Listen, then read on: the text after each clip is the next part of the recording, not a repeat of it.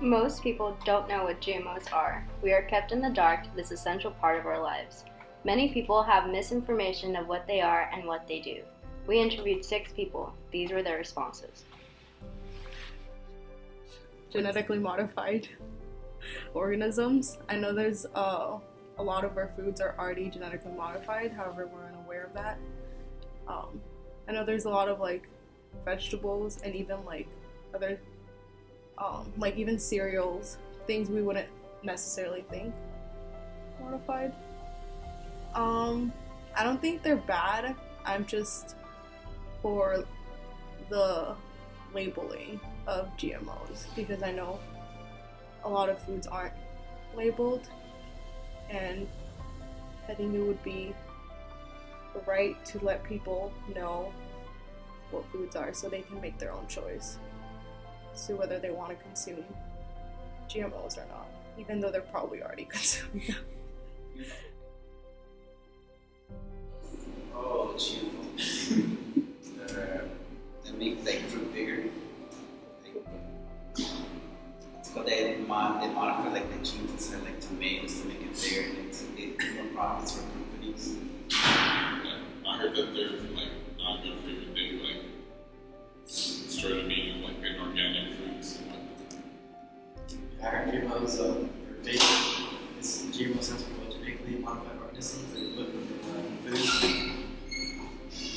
Yeah, I basically heard that they're not very healthy for you either, and there's just been like a big movement to try and get them off of the shelves and stuff like that. Yeah, I think that they're bad. Why? You don't know what's going on. I mean, they could give you cancer. It could do cancer? Okay. Yeah. What you Francisco? Well, in a way, they're both bad and good. Bad because it's not as healthy as organic stuff, but good because it kind of does help feed the population. I agree with Francisco. It's going to be very bad because you don't know what you're putting so into food. You don't know what you're putting into your body. At the same time, you gotta feed the population. I think they serve both purposes, but I would maybe say they might cause more harm than good in a way, just because it's modified and it's not natural. So you're obviously, putting something into your system that your body doesn't usually generate on its own. So a little bit of both. Some of the cereals I got from Safeway have the GMOs. I still eat it. Make that vibrant. So the cereals? Yeah. Cereals, vegetables, a lot of stuff. Yeah, actually, I know a lot of food with GMO to make them bigger or whatnot. Because I know someone's talking about, I think, was it corn? Or some wastewater than it is right now. Yeah, for the most part, all I've seen are like fruits and vegetables. I haven't seen too many other things that have GMOs. GMOs are genetically altered products, usually marketed for mass production for consumers. Can be food or products to enhance lives and resources. I'm a viticulture minor, so we deal with GMO varietals of grapes. So it's kind of important in our field. They can be good, they can be bad.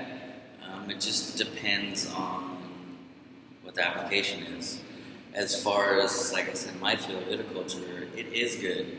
If we do not genetically modify some of the species of the Vitis vinifera, it won't survive, especially in the United States.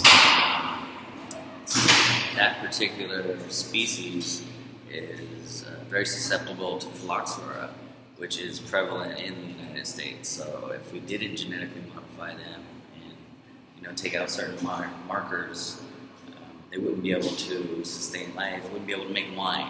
California would be broke. Everything from food, like I said, to products. There's a lot of things that are produced to be able to make easier, and some are made to benefit people. A lot of people are scared, thinking that they're going to be mutated or that they're unhealthy, but there's a very small percentage of that. I'd say maybe like 5% of stuff that's actually going to cause cancer, that's actually going to harm someone if it's introduced into their diet. There's strict regulations from the FDA to make sure that these GMO-approved products are safe for consumption. Of course, there's going to be rare cases where people, get sick or are harmed. But overall, if we didn't do that, us Americans, consumers, wouldn't be happy with their products. Like, when's the last time you bit into a table grape and it had seeds? They don't. Like, that's what you have to do. It's more for, I don't know, what we want. Right, thank you. You're welcome. Every living thing contains DNA, which includes chromosomes and genes. Now, genes provide the instructions to build a living thing. If you change one of the genes, you rewrite one of the instructions. So instead of Bill Nye the brown-eyed guy, you'd get Bill Nye with blue eyes. Some people think that would be a distinct improvement.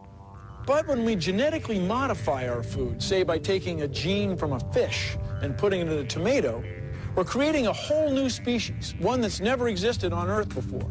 So some would say, you've created a monster, a frankenfood. Others would say, no, it's still a fruit or a vegetable. I'm just making my lunch. In addition to all of our fieldwork, we did some research online.